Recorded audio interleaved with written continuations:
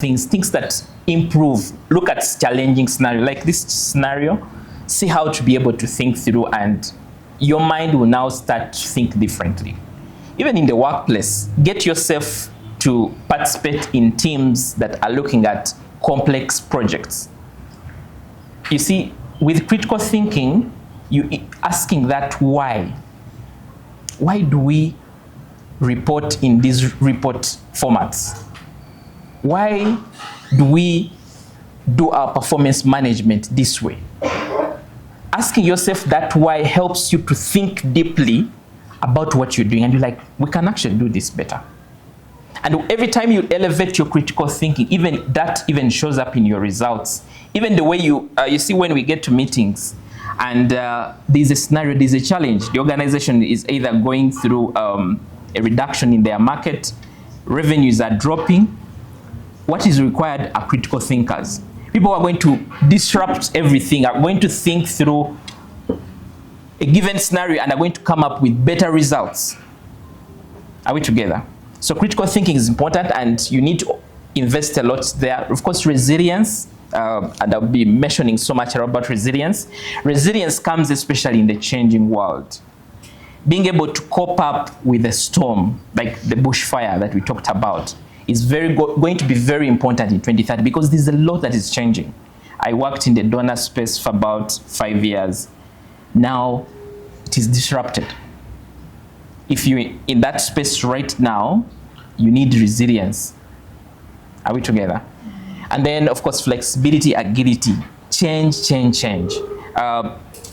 There's one author who says that we can't predict the future, but one thing that we can be sure about, it will be totally different from what it is now.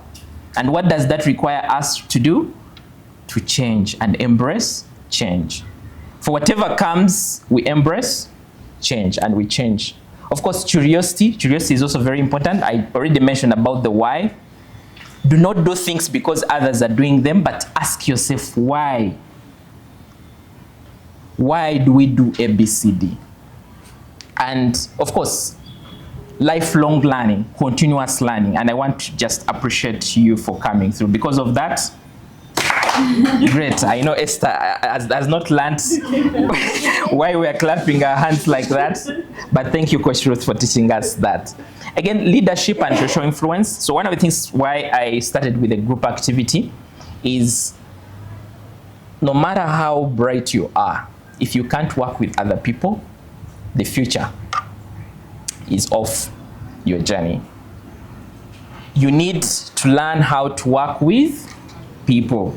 I know some of you struggled with arranging this 1 to 13 because you had different, but when it comes to the future or even the current, you have to understand when to go to consensus with your team members. Because not every time that your ideas will be what will be implemented. Sometimes you just have to understand that, okay, the idea that's brought by this person is better than mine. So that's very important. And of course, social influence also comes in very key because we are in an era where there's a lot of competition. There are quite a number of people who have learned, who have gone to school. Their opportunities are becoming scarce, and what keeps you in there is influence, being able to influence.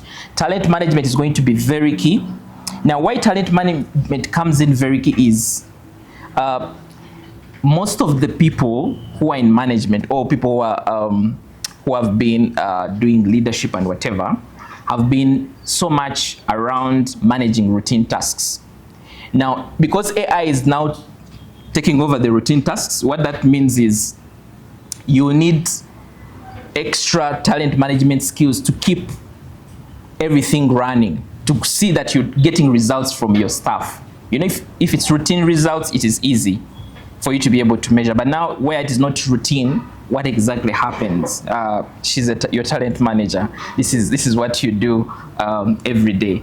So it's quite important. And then of course the other thing, we now even have remote working, which is also here, and it's actually going to even increase because the world has opened up. It's a global now, a global village where you can be here and support somebody in France. You can be here and support somebody in Italy. So a lot around talent management. Now, why these things are important, especially leadership and social influence and then talent management, is 10 years from now, I'm very sure all of us are not going to be doing clerical work. Most of us right now, even if you're doing clerical work, you need to be jumping into managing other people who can do what you're doing right now. Are we together? When you picture your 10 years should not be doing the technical work, should be managing other people, because that is where the money is anyway. Because everyone can actually do the tech. Like if you go to the market, Coach will tell you, if you want an accountant, you'll find them. But now when you want now to hire a CFO, somebody who is now going to manage things at a strategic level, those people are very few in the market. So what means that for you 10 years from now, within your career, you should no longer be an officer. You should be a director. You should be a CEO. You should be a CFO. You should be a C-suite person. That's what happens. Even if you're a consultant, you should also be consulting at a higher level, consulting with high-level organizations where you're also leading teams. You're a project manager on some of these consultancies. You're not just the technical person. So that's very important. Analytical thinking is also very important. And I know that when it comes to analytical thinking, it's also very related to what we've just done, the exercise, being able to think broadly. And then, of course, environmental stewardship. Some of us have heard about ESG. So ESG, environmental, social governance, these are things that are now evolving. I would encourage you to, because either customers, funders, different organizations and different stakeholders are now very sensitive to what environment does. So either you're an entrepreneur, I like what Coach Ruth was sharing about Happy Nut Business. That start to think about what social impact are you creating with your peanut business. Is it about the women? Is it about the environment that you're protecting? That maybe there are other alternatives to peanut butter that are not environmental friendly. So you need to be able to think broadly onto what is ahead. So I just wanted to highlight some of these, and you could realize that some of these skills we've experienced them when we are going through the scenario. So it's quite important for you to continuously develop some of these skills. And of course, when it comes, leadership is very broad, and Coach Ruth just mentioned that it's a topic that you need to get in depth with it. In leadership, there is a communication. In leadership, there are other aspects that you need, motivation and other things that you need to be able to understand. But at the end of the day, invest yourself in some of these. Take certificates in them, read, go to YouTube and just say leadership and go through and learn. Are we together? We may not be able to go through all this because it's a lot of information. And like I told you, if there's a blessing we have, is that we are so blessed to have all these resources overlapped on the internet. So that is about when it comes to technical skills. All right. Any question? You said we shall have a question and answer session to come. Okay. So I want now to us to get our notebooks and pens. Your notebooks and pens. I want to give you a small exercise. Okay. So I already asked you about what you want to do within 10 years. Okay. Now, I want you to pick one of these skills that's going to be very important, especially to what you want to be in the 10 years. Do you understand the exercise? Pick one. You can pick at least one that you think is going to be important for you. You know, the reason why I'm asking this is because we want actions. After this, which one of these skills do you want to explore that is going to support your journey for the next 10 years vision that you have. You understand that? Yes. So just take 3 minutes to write something down. Are we done? I need your audience here. So I want to start with a small story. And I want to share how I met Coach Ruth. So why I'm sharing this is because I want to get a bit practical. Now, I met Coach Ruth on LinkedIn. And when we met on LinkedIn, it was like a random person, a random connection. I have over 40,000 followers on LinkedIn, including connections. So that means that there are people that I just see online, like some of you here, now that I'm now seeing you in a different way, that you've come. So we happened to attend an event together. It was the launch of, what's the name of that? Beauvais retreat. Some of you saw that me post about that. There's a very, very big retreat center in Masolita. It's a very big area developed by a young gentleman. It's called Jervis. It's a multi-billion place. You need to visit it. I thought that we'll have one of our masterclasses there, and I know that dream will come. Just appreciate and learn and appreciate the vision. So at that launch, Jervis invites both of us to that place. And as I was walking through the corridors, we met with Coach Ruth. Now, Coach Ruth called me out. So as I looked at her, I was like, oh, where did I meet this person? But then she introduced herself. And then I tried now to connect the picture. So I went back to LinkedIn very fast and now started to appreciate and connect the person I'd seen. I was like, oh, wow. So from there, we connected. And one of the things that she came through, she said, I like what you're doing and would like us to do something together, which was very, very good. Because one of the things that I've come to appreciate, especially in this journey of building the Transformational Professionals Club, is the power of collaborations. So when she came through, we had the first masterclass. I think one of the webinars was moderated by you, which was very good. And here we are doing great things together. So why am I sharing this is because I want to relate it to how networking has changed. I think we thought that networking is about getting the number of the person and then opportunities come through. But what about us trying to think about networking differently? And networking from the perspective of not just wanting to benefit, but wanting to see what can we offer. Are we together? Are we understanding? So I want us to do an exercise. I want us to stand up.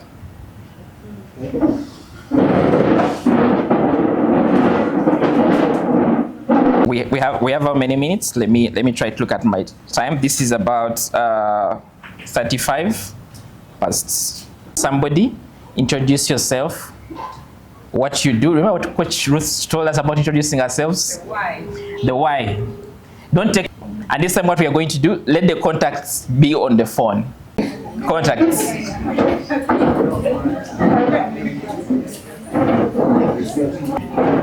Okay, so before you move, this is what I want. This is what I want you to, from the conversation. Work together. How can we support each other?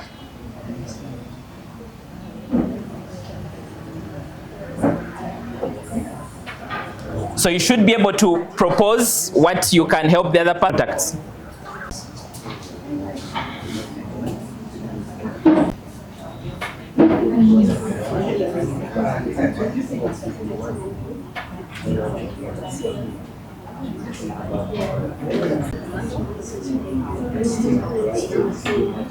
You can share your side hustles as well. The goal is to get at least 10 contacts. Once you're done, you move to the next person.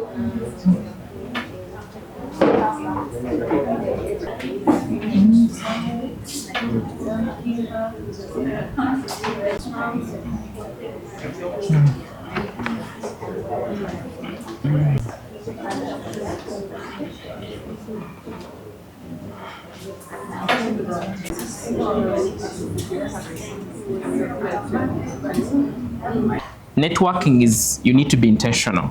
If Coach Ruth had not reached out, that relationship would have ended at the retreat, and we'd just be looking at each other from that point of view. So I think one of the things that there's something called follow-up in networking. From this conversation, you should be able to follow up from where you've stopped to keep the relationship. These days, because we're in the digital world, we have our WhatsApp statuses where you can share your status and somebody is able to know what is really happening.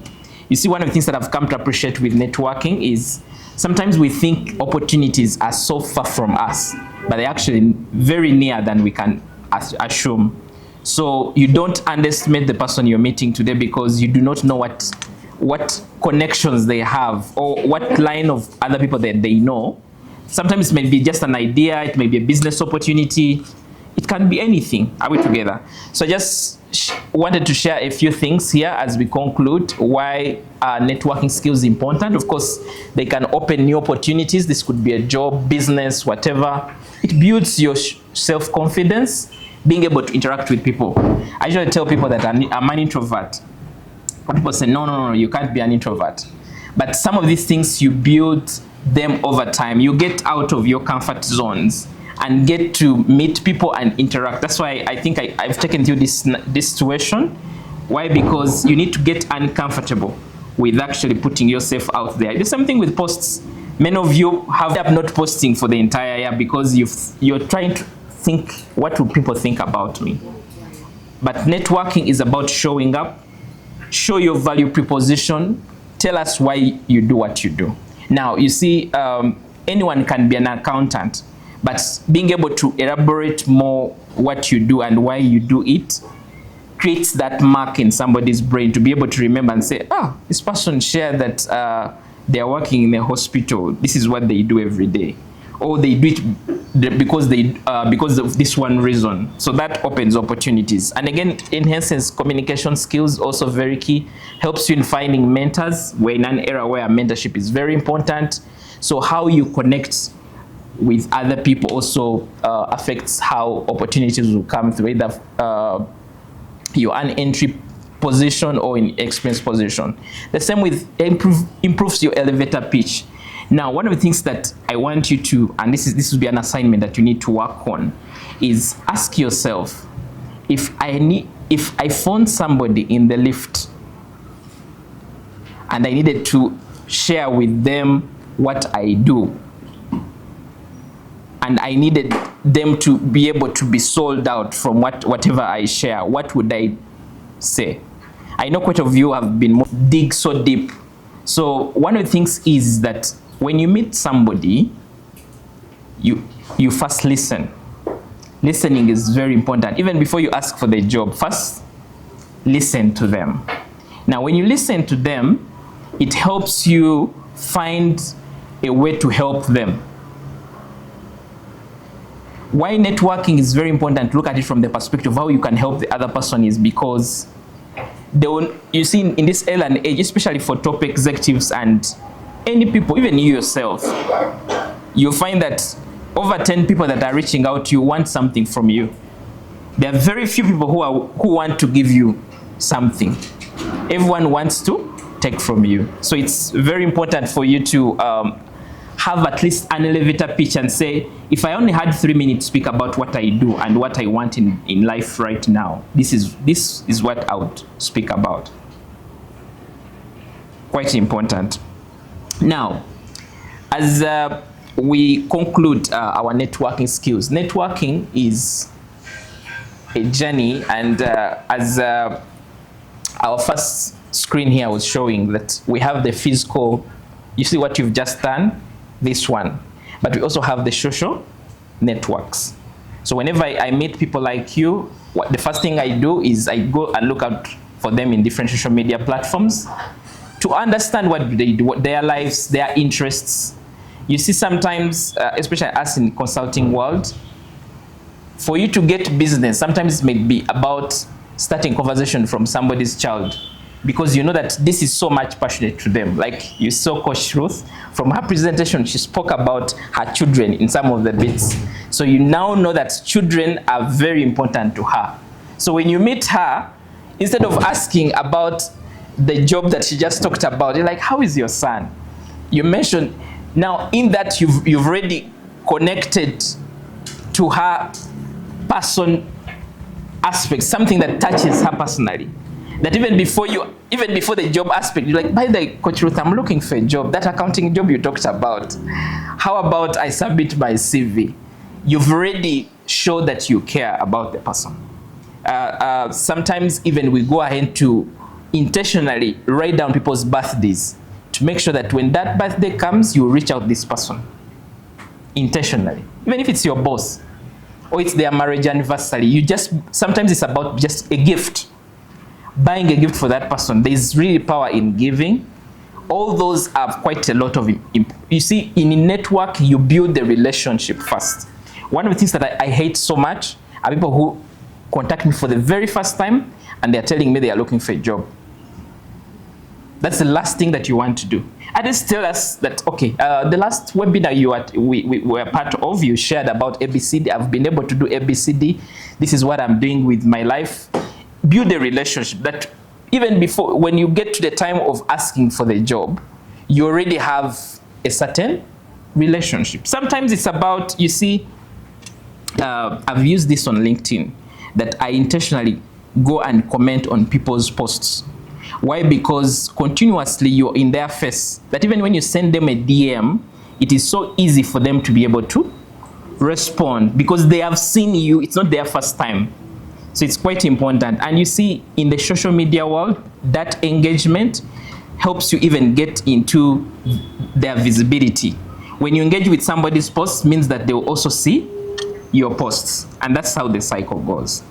Now, as you leave this place, make it a point to show up.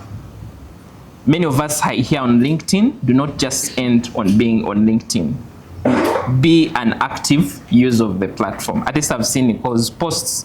I've seen Grace's posts. It's her first time meeting, but she has written a lot that when we meet now, I can easily see a person I've just seen like for a long period of time. So that's what really happens. So I want us to break off for our lunch, and then we shall come back for the next session. Professional. It's a long one. Sometimes I also forget. No, just say you're here for the really career growth masterclass where we are learning, on the can challenge the team. I check out Badili Consult.